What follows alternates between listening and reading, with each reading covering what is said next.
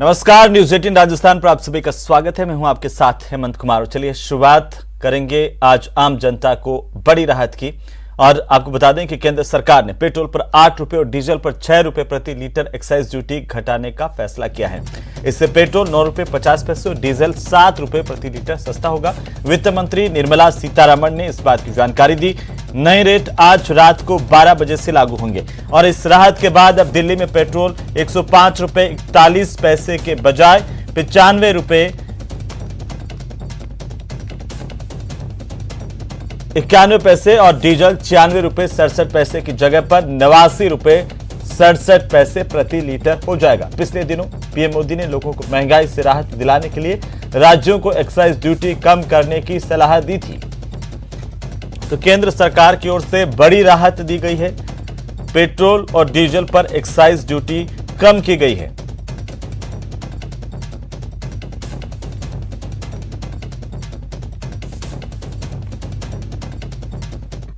एक आम नागरिक को पेट्रोल डीजल के प्राइस घटा है, 9.5 रुपये पेट्रोल का दाम घटा है और पेट्रोल डीजल के दाम 7 रुपये घटे हैं। मुझे तो अब लगता है कि देश में जो लोग अपोजिशन पार्टीज के लोग डिमांड कर रहे थे, जहां जहां कांग्रेस की सरकार है, चाहे झारखंड में हो, चाहे महाराष्ट्र में हो, चाहे वो राजस्थान में हो, चाहे छत्तीसगढ़ में है, अब वो वैट कम करने का काम उन्हें फौरन करना चाहिए। और जिन प्रदेशों ने कांग्रेस की सरकार जहां जहां थी और उन प्रदेशों में जहां वैट नहीं घटाया था, खासकर महाराष्ट्र और झारखंड में, उस पर इमीडिएट जो है घटाना चाहिए वैट, ताकि जो राहत की बात करते थे आदरणीय प्रधानमंत्री जी ने तो दे दिया। और साथ साथ जो माताओं को, बहनों को जो 200 रुपये प्रति सिलेंडर जो कम किया है गैस के दाम, उससे बहुत बड़ी राहत मिली है। और मुझे लगता है कि देश जिसके बारे में बार बार आदरणीय प्रधानमंत्री जी ने चिंता की है, गरीबों की, और बराबर इस बात को दिखाया है कि गरीबों की चिंता करने वाली सरकार है, उसका फिर से एक बार मुजाहरा किया है आदरणीय प्रधानमंत्री जी ने, जब उन्होंने पेट्रोल के दाम घटाए, डीजल के दाम घटाए। ऐसे वक्त पे जब दुनिया में तेजी से दाम बढ़ रहे हैं, उसके बावजूद देश में दाम घट रहे हैं। बहुत अच्छी, बहुत स्वागत योग्य कदम नहीं है सरकार की। ऐसे जनता को कुछ न कुछ राहत पहुंचेगा। अगर सही माने में इतना कम हुआ होगा तो बहुत अच्छी बात है, बहुत खुशी की बात है। वो जनता को सब राहत हो जाएगी, महंगाई से कुछ कम हो जाएगी। सब रूप में, आर्थिक रूप में, पैसे के रूप में, किसी भी रूप में महंगाई पे भी कंट्रोल हो जाएगा। अच्छा हुआ सर, कम हुआ तो बहुत अच्छा हुआ। कुछ और कम हो तब हम लोग के लिए सही रहे ना। महंगाई तो चरम सीमा पे है ही। अच्छा लग रहा मेरे पे खुशी हो गई। है पूरा एकदम बहुत महंगा हो गया था, क्या कहेंगे? बहुत अच्छा किया। गरीब आदमियों को बड़ी बढ़िया गाड़ी चलाना वाला तो बहुत हालत खराब किया हुआ था। अब चीज मन का भरम है, हर ट्रांसपोर्टर को पड़ेगा। जिनका ज़्यादा गाड़ी चलता है, जिनका भाड़ा पर गाड़ी चलता है, उन लोगों को क्या है कि जिनका 1 लाख लीटर रोज लग रहा है तो उनका 9 लाख रुपया बचेगा। अब जिसको 3 लीटर जरिए रहा है बॉस, वो अगर 10 मिनट एसी नहीं चलाएगा तो उतना बचा लेगा। मैं आपको यही बोलूँगा कि अगर सरकार ने ये काम किया है तो काफ़ी अच्छा काम किया है, क्योंकि लोगों को राहत होनी बहुत ज़रूरी है इस टाइम। तो 105 रुपये है इस टाइम, और अगर 9 रुपये होगा तो लोग और भी ज़्यादा खुश होंगे इस चीज़ के लिए। अगर सरकार ये काम कर रही है तो मैं बोलूँगा कि बहुत अच्छा काम कर रही है। अच्छी बात है सर, इसके लिए और कम होना चाहिए पेट्रोल सर। अभी तो मेरे ख्याल से 105 रुपये कुछ करके है पेट्रोल, तो बहुत ज़्यादा है, मतलब अफोर्ड नहीं कर सकते इतना। तो ये जो कम किया है रेट, अच्छी बात है। और जो गवर्नमेंट ने करा है ठीक है। अब जो कम करें 9 रुपये और सिलेंडर पे 200 रुपये करें, उससे बहुत राहत मिलेगी, क्योंकि आज के टाइम पे ठीक है जो भी है। तो पेट्रोल डीजल पर एक्साइज ड्यूटी कम करने के केंद्र सरकार के फैसले के बाद केंद्रीय गृह मंत्री अमित शाह ने ट्वीट करते हुए कहा कि इस चुनौतीपूर्ण वैश्विक स्थिति में भी प्रधानमंत्री नरेंद्र मोदी जी के नेतृत्व में केंद्र सरकार ने पेट्रोल और डीजल पर एक्साइज ड्यूटी घटाकर गैस सिलेंडर पर 200 रुपए की सब्सिडी देकर आम जनता को बहुत बड़ी राहत दी है। अन्य क्षेत्रों के लिए भी कई ऐसे कदम उठाए हैं जिससे उत्पादों के दामों में कमी आएगी।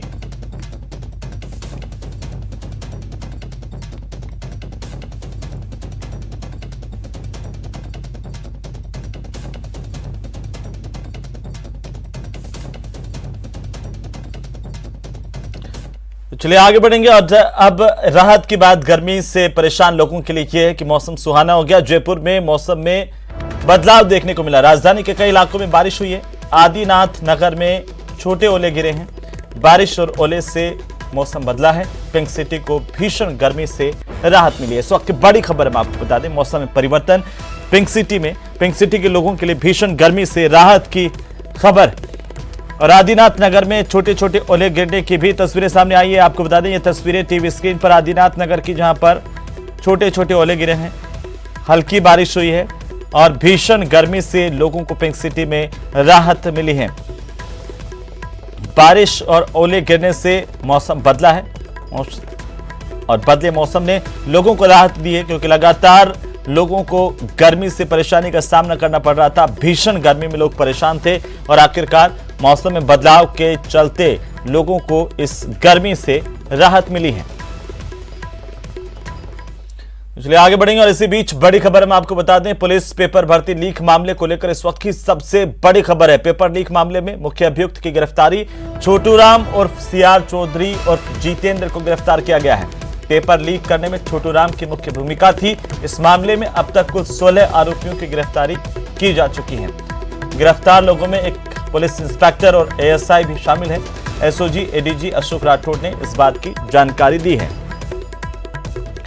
ये बड़ी खबर है इस वक्त की। पुलिस पेपर भर्ती लीक मामले में सबसे बड़ी जानकारी आ रही है कि पेपर लीक मामले का मुख्य अभियुक्त अब गिरफ्तार कर लिया गया है। छोटू राम और सीआर चौधरी उर्फ जितेंद्र की गिरफ्तारी हुई है।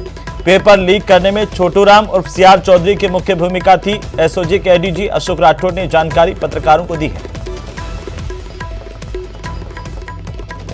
तो पुलिस भर्ती परीक्षा पेपर लीक मामले की जांच कर रही स्पेशल ऑपरेशन ग्रुप की टीम ने अब तक इस मामले में 14 आरोपियों को गिरफ्तार किया। वहीं दूसरी तरफ पेपर लीक मामले में शनिवार को एडीजी अशोक राठौड़ ने मीडिया से बातचीत में नए खुलासे किए हैं। उन्होंने कहा कि दिवाकर पब्लिक स्कूल एक ऐसा सेंटर था जहां पर नकल की पूरी प्लानिंग की गई थी। साथ ही उन्होंने कहा कि यहां पर सभी गिरफ्तार आरोपियों से पूछताछ कर मामले की जांच की जा रही है। मामले में 3 लोगों के बैंक खाते सीज किए गए हैं। उन्होंने बताया कि पेपर लीक में कौन कौन लोग शामिल हैं, इन तमाम सवालों के जवाब तलाशे जा रहे हैं और गिरोह के बाकी सदस्यों को गिरफ्तार किया जाएगा। एसओजी लगातार पूछताछ कर रही है। किस प्रकार इसने आगे किन किन को परीक्षा प्रश्न पत्र उपलब्ध कराया, किससे सॉल्व कराया, किन किन लोगों को आगे दिया, कौन कौन लोग इसके साथ और सम्मिलित हैं। तो अभी आज उससे पूछताछ करके जो भी अग्रिम कार्रवाई करेंगे, एक बार गिरफ्तारी के पश्चात उसको न्यायालय के समक्ष प्रस्तुत किया जाएगा और पुलिस कस्टडी रिमांड लेकर पूछताछ की जाएगी। जो और जिससे भी तार जुड़े हुए हैं उनको उजागर किया जाएगा। और अब की बार पाकिस्तान की हनी ट्रैप वाली साजिश की अब बात करेंगे। जी हां, पाकिस्तानी महिला एजेंट ने सेना के एक जवान को पहले हुस्न के जाल में फंसाया, शादी का झांसा दिया और इस हसीन जाल में फंसा सेना के कई जवानों ने कई डॉक्यूमेंट उससे शेयर किए। ये खास रिपोर्ट देखिए। पाकिस्तान की विष कन्या से सावधान, हुस्न का फरेब, जासूसी का नापाक जाल। इस जाल में जो भी फंसा वो काम से गया। पाकिस्तान की हनी ट्रैप वाली साजिश। इस हसीन सूरत पर भला कौन फिदा ना हो जाए, इन नशीली आंखों पर कौन ना मर मिटे। ऐसा हसीन जाल जिसमें कोई एक बार फंसा तो समझो वो काम से गया। जी हां, पाकिस्तान की हनी ट्रैप वाली साजिश का खुलासा हुआ है। पता चला है कि पाकिस्तान की बदनाम खुफिया एजेंसी आईएसआई ने इन दिनों ऑनलाइन हुस्न का बाजार सजाया हुआ है।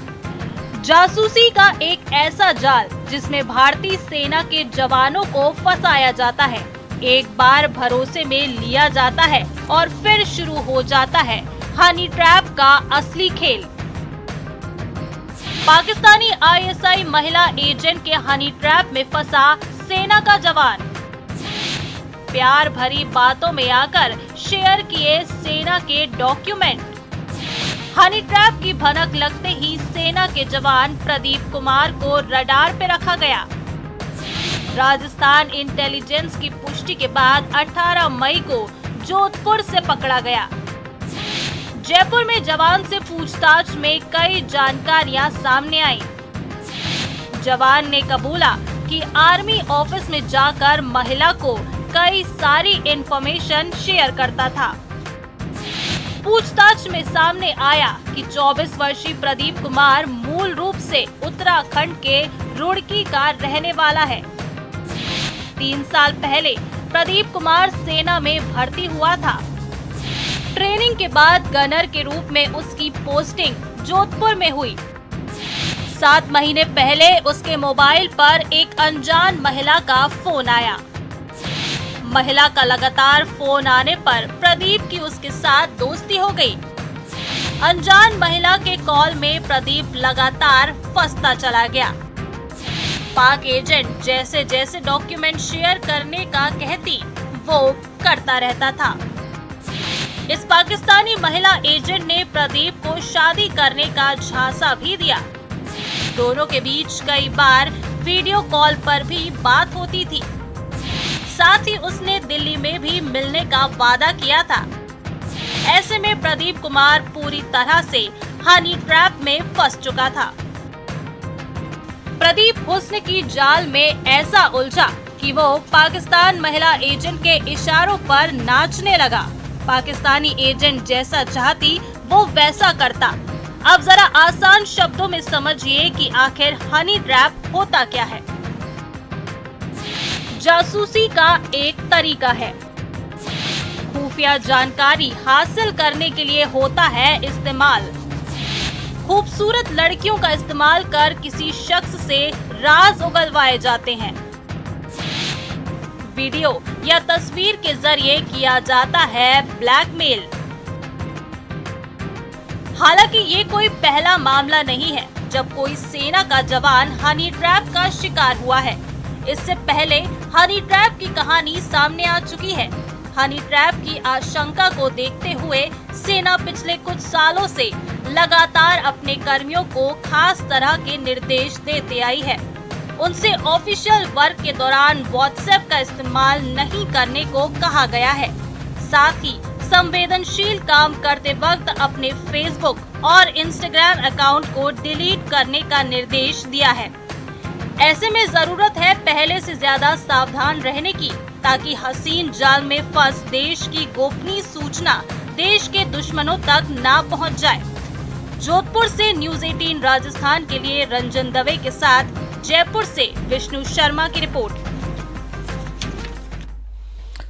तो वहीं 2023 की जंग के लिए बीजेपी ने अपना चेहरा तय कर लिया है। मोदी का नाम और कमल निशान के दम पर राजस्थान में बीजेपी का किला फतेह करने की तैयारी की जा रही है। लेकिन क्या खत्म हो गई नेतृत्व की जंग? देखिए ये खास रिपोर्ट। मोदी का नाम, कमल निशान। मोदी जी का नाम, मोदी जी का काम और कमल का निशान, ये हमारी सबसे बड़ी ताकत होगी। और हमारी कोशिश है 2023 में कांग्रेस सत्ता से बाहर हो और हम सब लोग मिलकर 2023 में भारतीय जनता पार्टी की प्रचंड बहुमत की सरकार बनाएं। हम साथ साथ हैं। 3 हुए तो 13 भी दिखाई देंगे। बीजेपी के राष्ट्रीय पदाधिकारियों की बैठक भले ही खत्म हो गई है, मगर राजस्थान के विधानसभा चुनाव में पार्टी का चेहरा कौन होगा, इसको लेकर सवाल जस के तस बने हुए हैं। मरुधरा में चुनाव नजदीक हैं और ऐसे में राष्ट्रीय कार्यकारिणी की बैठक के बहाने प्रदेश के दिग्गज नेताओं को एक मंच पर लाने की कोशिश रंग लाती दिख रही है। 3 दिन तक राष्ट्रीय अध्यक्ष जेपी नड्डा, गुलाब चंद कटारिया, पूनिया और वसुंधरा राजे के जरिए प्रदेश की जनता को ऑल इज वेल के संदेश देते दिखे और दावा भी किया कि कांग्रेस सरकार की खामियों के दम पर 2023 में बीजेपी की सरकार बनेगी। गहलोत सरकार में जिस तरीके से कुशासन चल रहा है और जिस तरीके से राजस्थान का नाम उनके गहलोत सरकार के कुशासन के कारण बदनाम हो रहा, इस विषय के लिए भी भारतीय जनता पार्टी एक उपकरण के रूप में विपक्ष की भूमिका निभाते हुए ऐसी सरकार के कारनामों को उजागर करते हुए और उनको आगे बढ़ाते हुए यहाँ भारतीय जनता पार्टी का कमल खिले। कांग्रेस की सरकार वाले 2 राज्यों में राजस्थान सबसे अहम है और इसकी अहमियत बीजेपी को पता है। तभी तो जयपुर की राष्ट्रीय कार्यकारिणी को वर्चुअली संबोधित करते हुए पीएम मोदी ने राजस्थान के नेताओं को बड़े मकसद के साथ चुनाव लड़ने की नसीहत दी थी। हमें देश के लोगों के साथ मिलकर हर चुनौतियों को पार करना है, परास्त करना है। कार्यकारिणी के समापन पर राजस्थान बीजेपी के प्रभारी अरुण सिंह ने भी संदेश देने की कोशिश की कि खींचतान बीजेपी में नहीं बल्कि कांग्रेस में है। हमारे पार्टी में कोई भी किसी प्रकार का खींचतान नहीं है। हमारे कार्यकर्ताओं में मतभेद तो हो सकता है लेकिन मनभेद नहीं होता। हमारे कार्यकर्ता एक हैं। खींचतान का ये तो कांग्रेस पार्टी के अंदर राजस्थान में सभी विधायक अपने आप को मुख्यमंत्री समझते हैं और मुख्यमंत्री का किसी विधायक पे कंट्रोल नहीं है। प्रदेश प्रभारी ही नहीं, बीजेपी के प्रदेशाध्यक्ष ने भी सवालों की बौछार के बीच दावा किया कि पार्टी सामूहिक नेतृत्व में ही चुनाव लड़ेगी। देखिए, सवाल पुराना है, जवाब भी पुराना ही मिलेगा कि पार्टी के बहुत सारे वरिष्ठ नेताओं ने साफ तौर पर कहा है कि हम लोग सामूहिक नेतृत्व के रूप में चुनाव लड़ेंगे। राजस्थान में आगे कब क्या होगा ये फैसला पार्टी का आलाकमान करेगा, मगर नेतृत्व को लेकर असमंजस क्या खत्म हो गया है कहना मुश्किल है, क्योंकि पिछले कुछ साल में आलाकमान अपने फैसलों से चौंकाता आया है। Babulal धायल, news 18 network, Jaipur. और यह वक्त एक छोटे से ब्रेक का, जल्द लौटेंगे, आप बने रहिए हमारे साथ।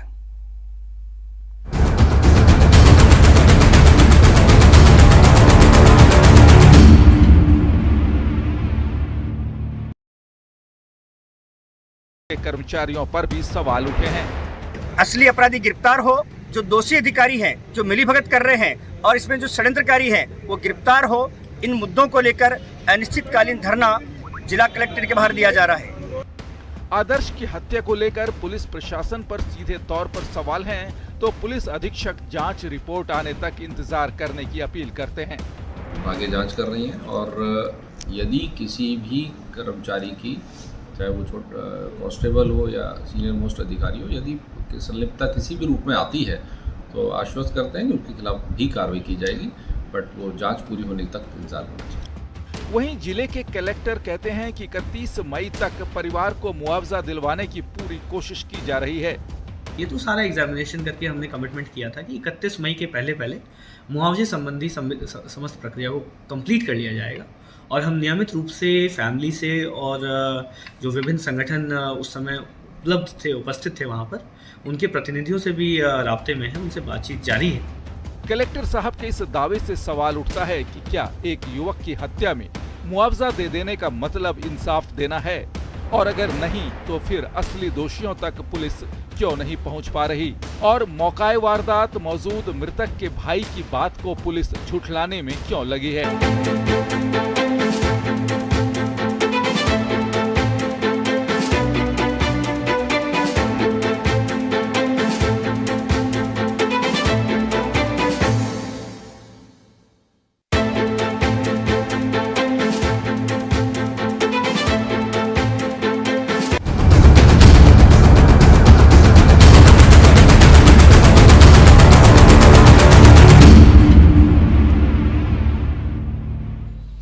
तो चलिए ब्रेक के बाद एक बार फिर से आपका स्वागत। जयपुर के Mahatma Gandhi medical sciences and technology college में रामजीलाल स्वर्णकार स्मृति व्याख्यान माला कार्यक्रम का आयोजन किया गया। इस कार्यक्रम में लीवर रोग विशेषज्ञ डॉक्टर शिव कुमार सरीन ने लीवर रोगों और अन्य उपचार विषय पर संबोधित किया।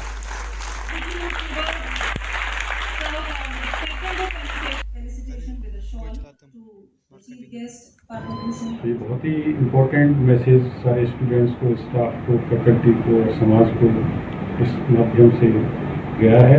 और मेरा जहाँ तक सोचना है कि अब काफ़ी इससे लोगों में एक प्रेरणा जागृत होगी और हम कोशिश करेंगे कि महात्मा गांधी हॉस्पिटल में, यूनिवर्सिटी में, जो हम पिताजी की स्मृति में हर साल व्याख्यान करते हैं, उस व्याख्यान माला में और भी आगे तरक्की।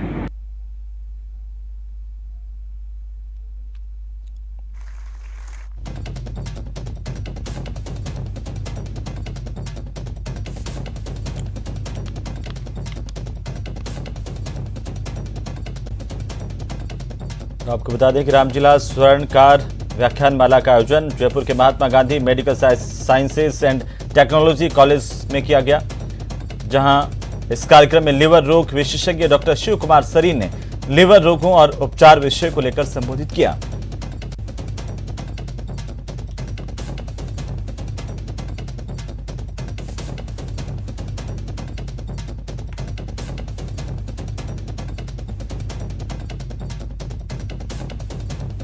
तो जयपुर के Mahatma Gandhi medical college sciences and technology में रामजिला स्वर्णकार स्मृति व्याख्यानमाला के इस आयोजन में कई विशेषज्ञों ने हिस्सा लिया। कई विशेषज्ञ डॉक्टर्स ने अपनी अपनी राय रखी।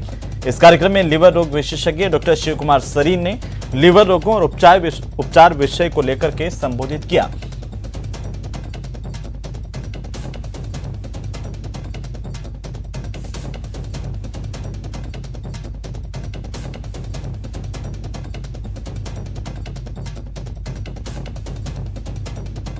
तो आपको बता दें कि Mahatma Gandhi university of medical sciences and technology Jaipur में कार्यक्रम का आयोजन किया गया।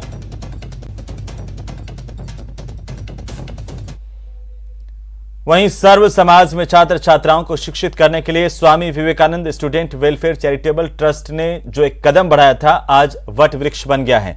संस्थान अपनी शुरुआत से लेकर के अब तक तकरीबन 3.25 करोड़ रुपए की फेलोशिप प्रदान कर चुका है। इस संस्थान से निकले छात्र छात्राएं अपने जीवन में नई ऊंचाइयों को छू रहे हैं। ये खास रिपोर्ट देखिए। धन के अभाव में कई बार होनहार बच्चे शिक्षा से वंचित रह जाते हैं, लेकिन Vivekananda student welfare charitable trust शिक्षा के लिए 2 दशक से काम कर रहा है। 4 बालिकाओं से शुरू हुआ शिक्षा को समर्पित Swami Vivekananda student welfare charitable trust का कारवां नए मुकाम पर पहुंच गया है। यह ट्रस्ट नारी सशक्तिकरण की तरफ एक ठोस कदम है। संस्थान का मानना है कि शिक्षा अधिकार है जिसे महज पैसों के कारण किसी को वंचित नहीं रखा जा सकता। इसी विचार को ध्यान में रखकर Swami Vivekananda student welfare charitable trust school शिक्षा ही नहीं बल्कि उच्च शिक्षा के लिए भी जरूरतमंद विद्यार्थियों को स्कॉलरशिप प्रदान करता है। प्रतिवर्ष 1000 बालक बालिकाएं इस मुहिम से लाभान्वित होती हैं। इस आधार पर ट्रस्ट की शुरुआत हुई थी और ट्रस्ट के अंतर्गत जो नीडी बच्चे होते हैं जिनकी पारिवारिक परिस्थिति अच्छी नहीं है उनका चयन किया जाता है। 9th कक्षा से सभी सरकारी स्कूलों में ट्रस्ट के फॉर्म दे दिए जाते हैं स्कूल का सेशन शुरू होते ही। उसके बाद जब वो फॉर्म हमको भरकर दे देते हैं उसके आधार पर प्रिंसिपल को चेक दिया जाता है। 9 से 12 तक सभी बच्चे सरकारी स्कूलों में ही पढ़ते हैं। उनके बाद उनको जो है कॉलेज के लिए फीस का चेक दिया जाता है, बच्चों को कॉलेज के अंदर पढ़ाया जाता है। यहाँ से स्कूल से हुई शुरुआत जीवन को नई दिशा की ओर ले जाती है। 30 स्कूलों से जुड़ा ये संस्थान फीस भरने से वंचित अभिभावकों के लिए वरदान है। आध्यात्मिक था तो इसलिए हमारा 0 एक्सपेंडिचर ट्रस्ट था। हम लोग इसमें से एक भी पैसा विड्रॉ नहीं कर सकते। जितने भी पैसे आते हैं वो बैंक में जमा होते हैं, उसके मेरा चेक से देते हैं। यहाँ पे स्कूल्स में देते हैं। स्कूल्स में हम लोग इंटरफेयर नहीं करते, टीचर्स अपने आप सेलेक्ट करती हैं और उसके बाद हम लोग को देते हैं। उसमें डिवाइड ऑफ द रीजन्स, कोई भी चाहे हिंदू की पढ़ाई भी 97 से शुरू हो गई थी। ट्रस्ट का मुख्य सिद्धांत है कि कोई भी छात्रा पैसों की कमी के कारण शिक्षा से वंचित न रहे। यहाँ बेहतरीन शिक्षा और संस्कार दिए जाते हैं। संस्थान से जुड़े हर एक शख्स की अपनी अलग कहानी है। ऐसा लगता है शिक्षा के कारण आया था और इसी अहंकार को खत्म करने के लिए मणिदीप के अंदर जो संस्कार क्लासेस चलती है, मैं देखती रह गई थी। इन बच्चों कभी आप आई और एक बार आके इन बच्चों की मुस्कुराहट देखिए, कितना आनंद और अलौकिक मुस्कुराहट के साथ में ये इतनी विपरीत परिस्थितियों में जीती है पर इतनी संतुष्ट और खुश है कि हम पढ़ रहे हैं, हमें पढ़ने को मिल रहा है, हमें कोई है ना, हमारे अध्यात्म माता पिता, हमारे भैया, हमारी माँ जो हमें पढ़ा रहे हैं। स्कॉलरशिप के साथ साथ पर्सनैलिटी डेवलपमेंट की क्लासें लगती है। सबसे इम्पोर्टेंट पार्ट ट्रस्ट का है। उससे क्या है कि शिक्षा के साथ साथ गुण जो जरूरी है लाइफ में। खाली शिक्षा ले ली तो क्या होता है, क्या लोभ आ जाता है, खुद के अंदर ईर्ष्या आ जाती है। तो शिक्षा के साथ गुण, तो हमारे को यहाँ पर यही सिखाया जाता है कि आप कितने ही बड़े बन जाओ लेकिन जमीन से जुड़े रहना। यहाँ शिक्षा ही नहीं संस्कार को भी जीवन में सिखाया जाता है। भौतिकवादी युग में आनंद की अनुभूति के लिए पैसा नहीं संस्कार की जरूरत है, जिसकी पूर्ति भी यहाँ होती है। रंजन दवे, न्यूज़ 18 राजस्थान, जोधपुर। और इसके साथ ही इस बुलेटिन में फिलहाल इतना ही। अपने पसंदीदा चैनल न्यूज 18 राजस्थान की ताजा तरीन खबरों को देखने के लिए आप विजिट कर सकते हैं हमारी वेबसाइट news18rajasthan.com। नमस्कार।